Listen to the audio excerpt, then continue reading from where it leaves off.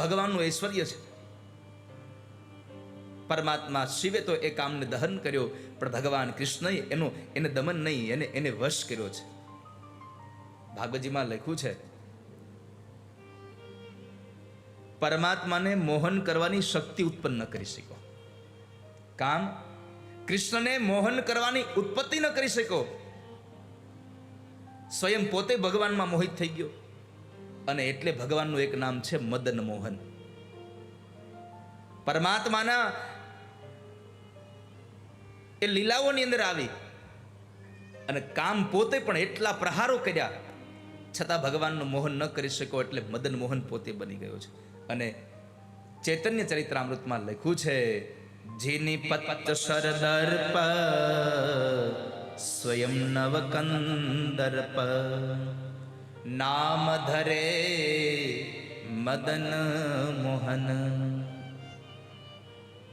કોટી કામ આવીને ભગવાન ઉપર પ્રહાર કરે, છતાં એ કોટી કામના પ્રહારો પરમાત્માને કંઈ અસર ન કરે, અને એ આવેલા કામ સ્વયં પરમાત્માની અંદર મોહ પામી જાય, એવી જેની આભા છે એનું નામ છે મદન મોહન. એવા ભગવાન મદન મોહન જ્યારે આવો મહારાસ રચાવતા હોય,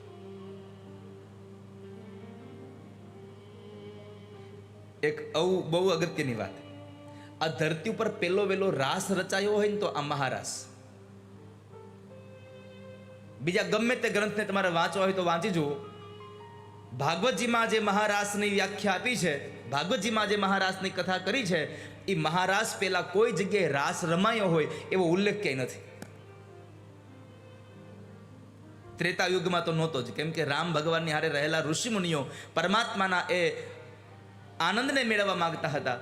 એટલે પરમાત્માએ કહ્યું, પદ્મપુરાણમાં કથા છે કે તમે લોકો દ્વાપર યુગની અંદર જો ગોપીઓ બનીને આવો વ્રજની અંદર, તો હું તમને મારો આનંદ આપું. અને એ વ્રજના ગોપીઓ જે છે એ બધા જ ત્રેતા યુગની અંદર રહેલા ભગવાન રામની સાથે રહેલા એ તમામ ઋષિમુનિઓ આ દ્વાપર યુગની અંદર બધી ગોપીઓ બનીને આવી છે, પરમાત્મા સાથે આનંદ મેળવવા માટે આવી છે.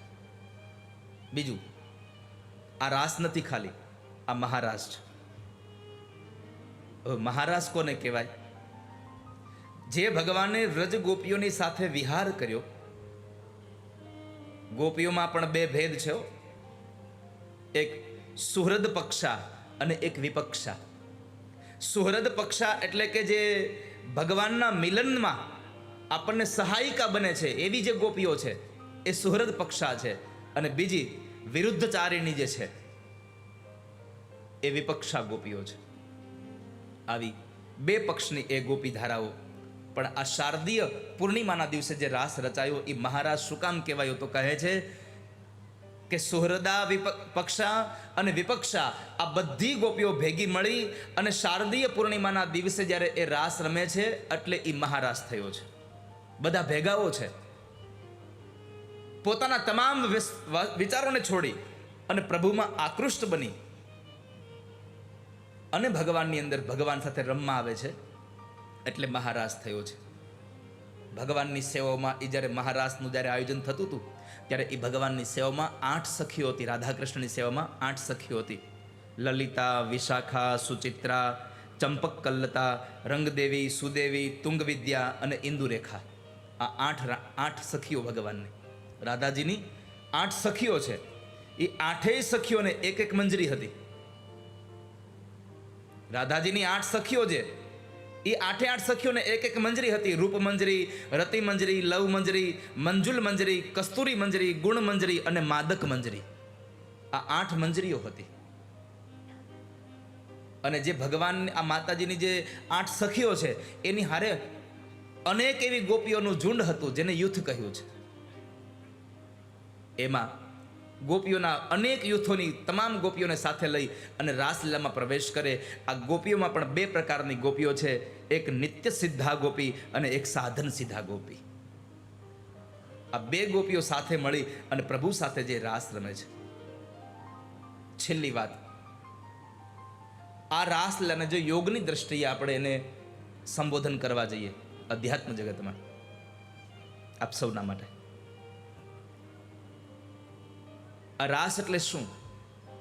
તો જે અનાહદ નાદ જે અંદરથી ઉદ્ભવે ને, એ અનાહદ નાદ એ જ પરમાત્માનો વંશી ધ્વનિ છે.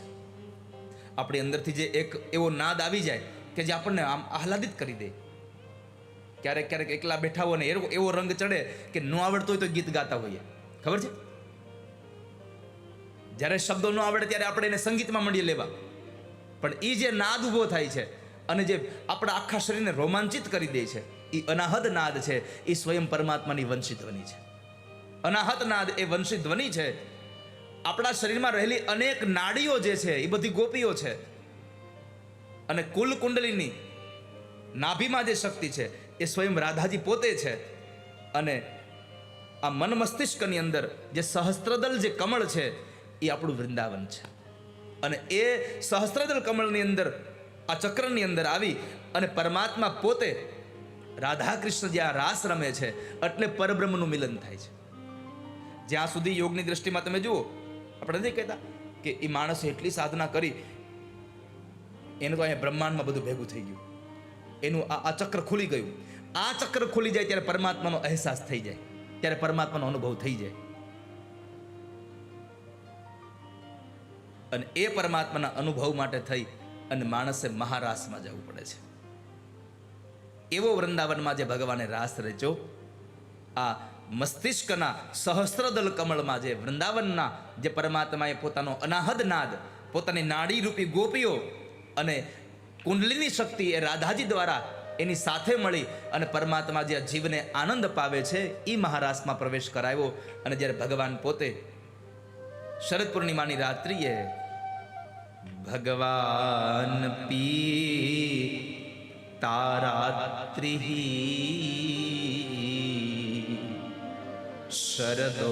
શરદોત્ફુલ્લ મલ્લિકા